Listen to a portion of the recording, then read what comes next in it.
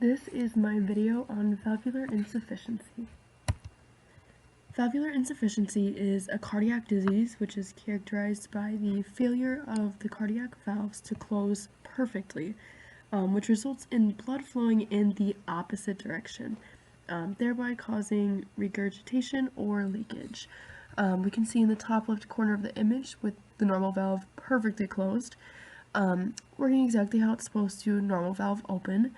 We can see on the right, this is what the valve looks like when it's causing that regurgitation and the backflow. We'll go back into later into why it's so important for blood to be flowing in one direction. This can happen on both the left and right side of the heart. For a couple examples, there's aortic valve insufficiency, which is the reverse flow of blood from the aorta to the left ventricle during ventricular diastole. This is on the left side of the heart. And then on the right side, we could have pulmonary valve insufficiency, which is when there's backflow of blood from the right atrium into the right ventricle. Again, so what is the importance? A leaky heart valve makes your heart less efficient.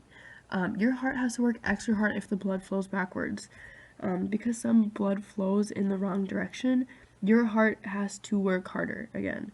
This extra workload can lead to complications such as atrial fibrillation. When the left ventricle contracts, the mitral valve closes and the aortic valve opens.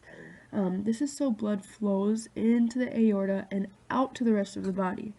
While the left ventricle is relaxing, the right ventricle also relaxes. This is what causes the pulmonary valve to close and the tricuspid valve to open. As the heart pumps blood, a series of valves open and close tightly. Keyword tightly. These valves ensure that blood flows in only one direction, preventing the backflow. When valves don't close tightly again, this is called regurgitation. This is when the blood leaks backwards into the chamber that it came from. Not enough blood can be pushed forward through the heart. A common cause of this is prolapse, which is where the flaps of the valve flop or kind of bulge back. An example of this is the aortic valve regurgitation, which is when the aortic valve has flaps that open and close once during each heartbeat. If the flaps don't close tightly, blood can leak back into the lower left heart chamber or the left ventricle, which causes the chamber to hold more blood. In this image, this is the same thing but with the mitral valve. We can see that blood is leaking into the left atrium and the prolapse on the right side.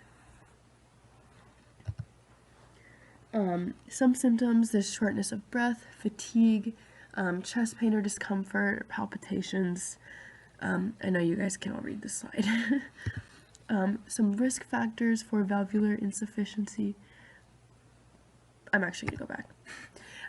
There's palpitations, swelling in legs or abdomen, weight gain, and then dizziness and weakness.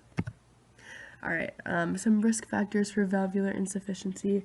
There's age. The risk of valvular insufficiency increases with age. There's genetic conditions. If there's a family history of early heart disease, it can increase the risk of developing a heart valve disease. And lifestyle habits. Risk factors for other heart, like there's lifestyle habits such as lack of physical activity, unhealthy eating patterns, smoking, and obesity. Some treatment options for valvular insufficiency can vary depending on the type of disease. There's mild to moderate valve problems. Those can be often treated with lifestyle changes and medication. With slightly diseased heart valves, those, again, may only need to be monitored.